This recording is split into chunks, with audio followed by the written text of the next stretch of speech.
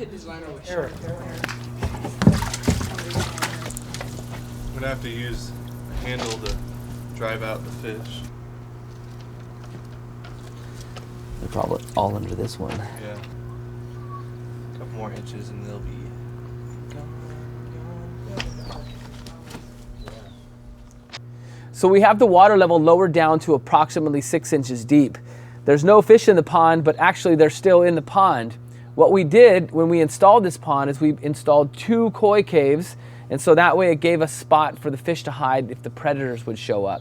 So we're going to pull the water level down just a little bit more and flush the fish out. We'll be able to catch them, safely put them in the holding tank, and let the cleaning begin. Oh, yeah, no, there's no fish.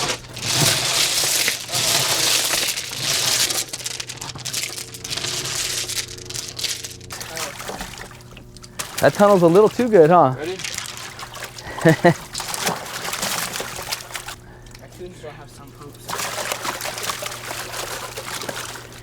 And then so we might have to check this one out. We'll be able to flush out the small ones. I think there's one more big fish.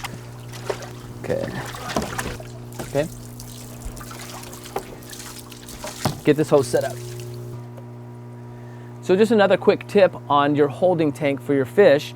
You want to make sure you lower the water level just enough so they don't jump out. Oftentimes when you're relocating fish, you might see them jumping out. So either lower it down low enough to where they can't get out or put some kind of cover over the top. Let me get back at the pond.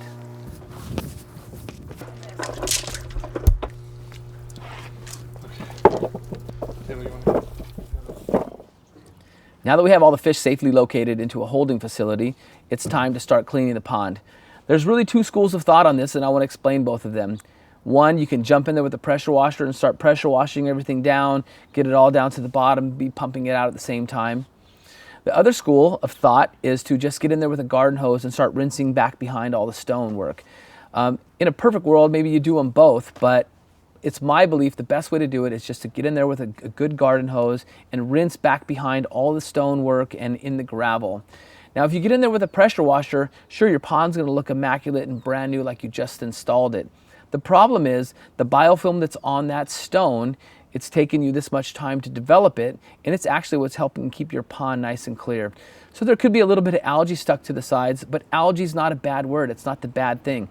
What we really want to do is get behind all that stone and underneath the gravel and get to the sludge that's accumulated, because that is actually the fuel that's keeping that algae really thriving. So when we take away the fuel for the algae, then the algae starts to recede and then you have a clean pond.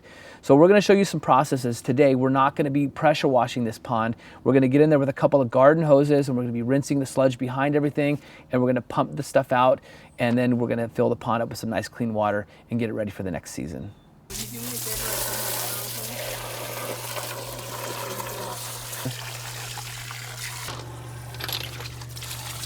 So what we're doing, if you can see this, we're just looking for this kind of sludge underneath the gravel, and we want to just rinse it down.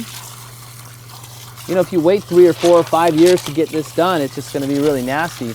But if you do it regularly, you just do a quick little cleaning on it, then your pond's super, super carefree all season long.